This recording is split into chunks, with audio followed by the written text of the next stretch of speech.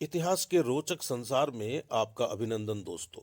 इतिहास पाठ में आज हम अशोक मौर्य के विषय में पढ़ेंगे। मेरे पास जो किताब है उसका नाम है प्राचीन भारत का राजनीतिक तथा सांस्कृतिक इतिहास, जिसे लिखा है प्रोफेसर विमल चंद्र पांडे ने। मित्रों, अशोक मौर्य के सिलसिले में अब तक हम 3 बार मिल चुके हैं और आज चौथी बार मिल रहे हैं। पिछले 3 अंकों में हमने अशोक के प्रारंभिक जीवन के विषय में जाना। हमने उसके और सुसीम के बीच जो उत्तराधिकार युद्ध हुआ उसकी चर्चा की। हमने अशोक के विभिन्न नामों की चर्चा की और आज बात करेंगे कलिंग के युद्ध की। कलिंग का युद्ध भारतीय इतिहास का एक महत्वपूर्ण पड़ाव है। इसलिए नहीं कि इस युद्ध में भयंकर नरसंहार हुआ था। असल में कहा जाता है, माना जाता है कि इस युद्ध में जो नरसंहार हुआ, इस युद्ध में जो लोग मरे, उसका प्रभाव अशोक के हृदय पर हुआ और उसका हृदय बदल गया। वह हिंसक राजा से अहिंसक राजा हो गया। मित्रों, बहुत चर्चा की जा सकती है, अनेक बातें की जा सकती हैं इस कलिंग युद्ध के प्रभाव के संबंध में, कि क्या वास्तव में अशोक का हृदय परिवर्तन हो गया था या उसकी यह एक कूटनीति थी, उसकी राजनीति थी, क्योंकि उसके पास विजय के लिए कलिंग के बाद कोई जगह बची नहीं थी। अनेक बिंदु हो सकते हैं चर्चा के, सहमति के, असहमति के। हम आगे की बात करते हैं। साधारणतया कलिंग को पूर्वी समुद्र तट पर स्थित महानदी और गोदावरी नदियों के बीच का प्रदेश माना जाता है।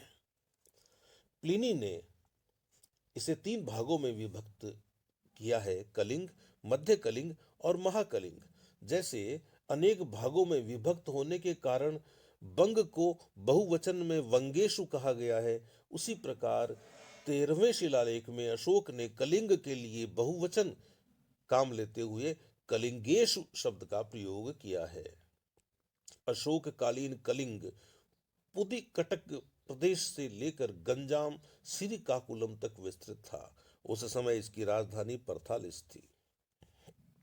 ये सरकार साहब कहते हैं। मेगास्थनीज के विवरण से ज्ञात होता है कि इसके राजा के पास 60,000 पैदल, 1,000 घुड़सवार और 700 हाथियों पर सवार सैनिक रहते थे। 13वें शिलालेख में दी गई हताहतों की भारी संख्या से अनुमान किया जा सकता है कि मेगास्थनीज के पश्चात अशोक के काल तक कलिंग की सैनिक शक्ति बहुत अधिक बढ़ गई थी। हाथी गुम्फा अभिलेख से स्पष्ट होता है कि कलिंग पर नंदराज का अधिकार था। प्रायः नंद साम्राज्य को अपने अधीन करने की प्रक्रिया में चंद्रगुप्त ने भी कलिंग पर अपना अधिकार बनाए रखा होगा। इस बात का भी कोई प्रमाण नहीं है कि बिंदुसार के समय मौर्य साम्राज्य का कोई भाग स्वतंत्र हो गया था। अतः 2 संभावनाएं बनती हैं। बिंदुसार के पश्चात अशोक और उसके भाइयों के बीच हुए उत्तराधिकार के युद्ध का लाभ उठाकर कलिंग ने अपनी स्वतंत्रता की घोषणा कर दी हो, और उत्तराधिकार युद्ध से मुक्त होने के पश्चात अशोक ने उस पर फिर से अधिकार किया हो। दूसरी संभावना यह है कि कलिंग अशोक के अधीन तो था, लेकिन वहां कोई विद्रोह हो गया हो। लेकिन युद्ध की भयंकरता को देखते हुए कलिंग युद्ध एकमात्र विद्रोह नहीं लगता, यह एक महायुद्ध लगता है जो कोई स्वतंत्र राज्य ही लड़ सकता है। अशोक भी अपने पूर्वजों की भांति साम्राज्यवादी और विस्तारवादी था। प्रायः अधिकांश भारत पर उसका अधिकार था। बंगाल और दक्षिणी भारत पर मौर्यों का आधिपत्य हो जाने के पश्चात कलिंग दोनों ओर से घिर गया। अतः अशोक ने उस पर अधिकार करना सुगम समझा। प्लिनी कलिंग को समुद्र का निकटतम बताता है और उसके विदेशी व्यापार का उल्लेख करता है। यह बंगाल और श्रीलंका तथा पूर्वी द्वीप समूह के मध्य में स्थित था। अतः इससे होकर महत्वपूर्ण विदेशी व्यापार होता था। संभवतः अशोक ने विदेशी व्यापार की समृद्धि के लिए कलिंग को अपने साम्राज्य के लिए बहुत जरूरी समझा हो और उस पर इसी आशय से अधिकार भी किया हो। बोगार्ट लेविन ने भी व्यापारिक कारण को कलिंग युद्ध का एक महत्वपूर्ण आधार माना है। अर्थशास्त्र कलिंग के सूती वस्त्रों के निर्माण के लिए प्रसिद्ध होने का जिक्र करता है। अतः निश्चित रूप से व्यापार व्यवसाय की दृष्टि से कलिंग उपयोगी था। मित्रों, एक बात का हमेशा ध्यान रखिए, इस दुनिया में जिस प्रकार का भी साम्राज्यवाद देखने को मिलता है या मिला है, उसके पीछे का जो कारण है वह आर्थिक कारण ही है। बाकी चीजें सब बात की हैं। तारानाथ का कथन है कि नागों, वह इन्हें समुद्री आत्माएं बताता है, ने अशोक की मणि मुक्ताओं की चोरी कर ली थी। अशोक ने उन्हें पराजित किया और संपूर्ण जम्बू द्वीप को जीता। ऐसा प्रतीत होता है कि ये नाग वास्तव में समुद्री लुटेरे यानी पायरेट्स थे। इन्होंने भारत का दक्षिणी पूर्वी एशिया से होने वाला व्यापार खतरे में डाल दिया था। अशोक ने कलिंग पर अधिकार करने से अशोक ने कलिंग पर अधिकार किया, इसका कारण यह था कि वहां उसकी एक सैनिक चौकी बन सकती थी। इसी को तारानाथ संपूर्ण जम्बू द्वीप की विजय के रूप में बता देता है। उस समय सेनाएं गजबल पर बड़ी निर्भर होती थी। अर्थशास्त्र का तो कथन ही है कि राजा की विजय हाथियों पर जितनी निर्भर है उतनी किसी और पर नहीं, और कलिंग अपने अति उत्तम हाथियों के लिए प्रसिद्ध था। अशोक चाहता था कि उसे कलिंग के हाथी मिले। कलिंग की लड़ाई हुई, भयंकर नरसंहार हुआ, अशोक उसमें जीत गया।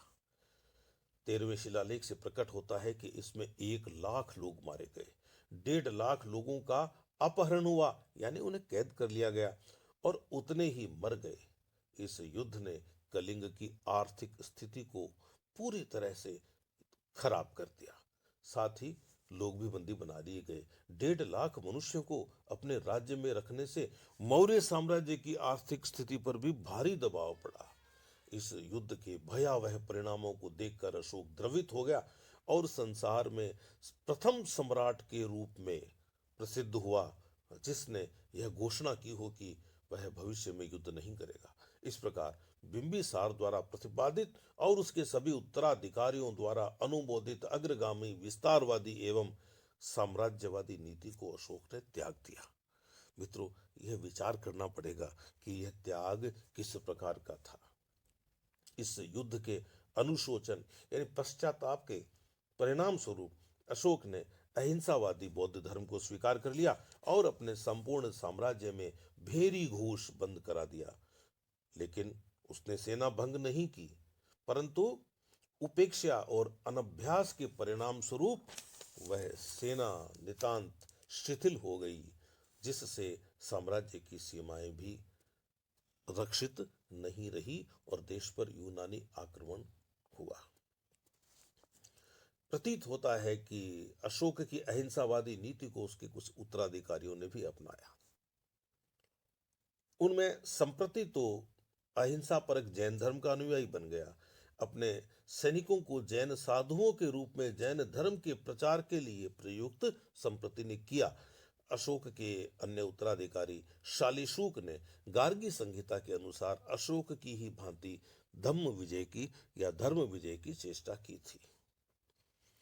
देश विदेश में प्रचारक भेजने तथा जीवनोपयोगी सुविधाएं प्रदान करने, हजारों विहारों और स्तूपों का निर्माण करने, स्तंभ लेख एवं शिलालेख लिखवाने, तृतीय बौद्ध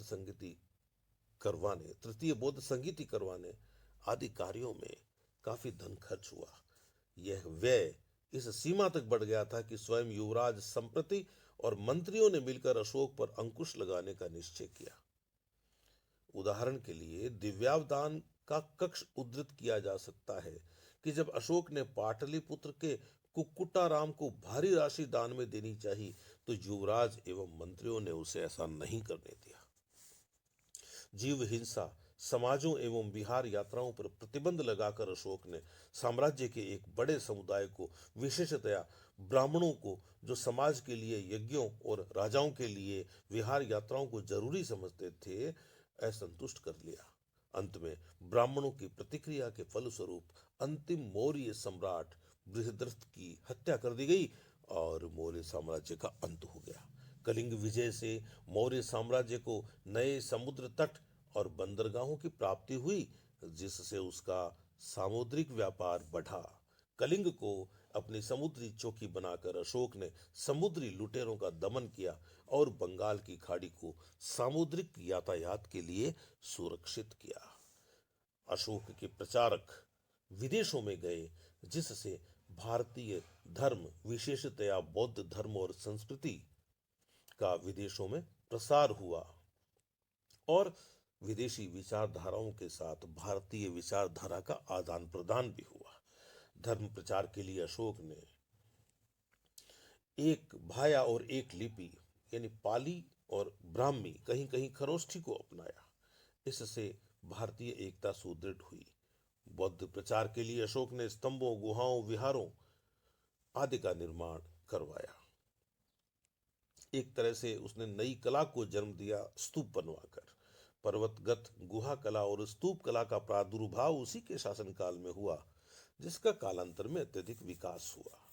कुछ विद्वानों ने यह मत प्रस्तुत किया है कि बिंदुसार ने जब चोलों और पांड्यों पर आक्रमण किया तो कलिंग ने बिंदुसार के विरुद्ध उनका साथ दिया था और बिंदुसार के आक्रमण को विफल कर दिया था।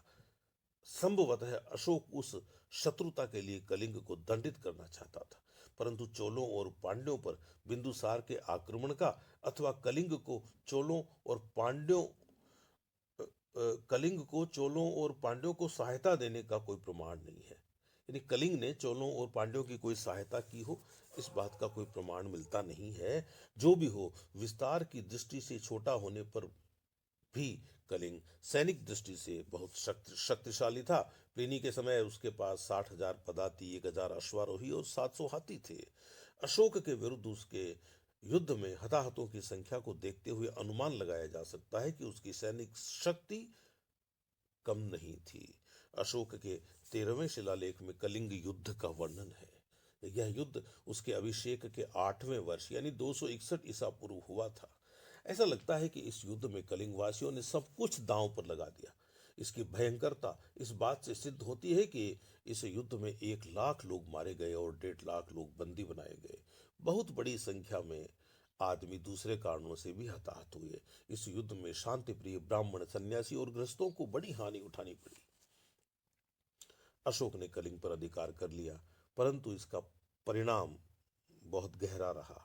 अशोक का 13वां शिलालेख कहता है कि कलिंग विजय के पश्चात देवानाम प्रिय पीदृषि के हृदय में पश्चाताप उत्पन्न हुआ, क्योंकि किसी अविजित देश की विजय में मनुष्यों का वध, मृत्यु और बंदीकरण होता है। यह देवानाम प्रिय के लिए बड़े दुख और पश्चाताप की बात। पुनः अशोक अपने चौथे शिलालेख में कहता है कि भेरी घोष बंद कर दिया गया है। इस प्रकार कलिंग युद्ध ने भारतीय इतिहास को एक नया मोड़ दिया।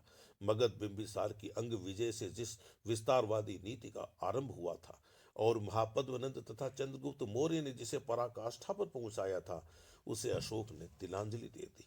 संसार में राजनीति के क्षेत्र में पहली बार किसी सम्राट ने युद्ध का बहिष्कार किया था।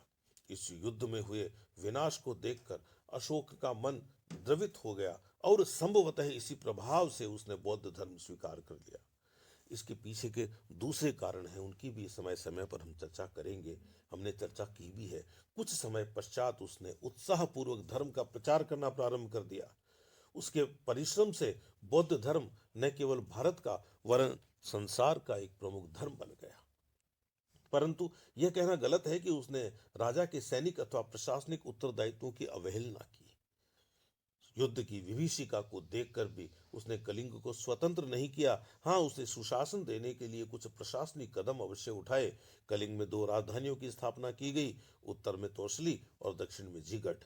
संपूर्ण कलिंग में प्रशासन चलाने के लिए गवर्नर के रूप में राजकुमार नियुक्त किया गया। वहां के पदाधिकारियों को आदेश दिया गया कि वे जनता के साथ अन्याय न करें। बौद्ध धर्म ग्रहण करने के पश्चात अशोक ने बौद्ध तीर्थ स्थलों की यात्रा की थी। इसके प्रमाण बौद्ध साहित्य एवं उसके अभिलेखों में मिलते हैं। अशोक के 8वें शिलालेख से प्रकट होता है कि उसने अपने अभिषेक के 10वें वर्ष के पश्चात संबोधि की प्रथम यात्रा की थी। बौद्ध होने के पश्चात निश्चित रूप से यह उसकी प्रथम धार्मिक यात्रा थी। तो मित्रों, यह था आज का इतिहास पाठ। फिर मिलेंगे। नमस्ते।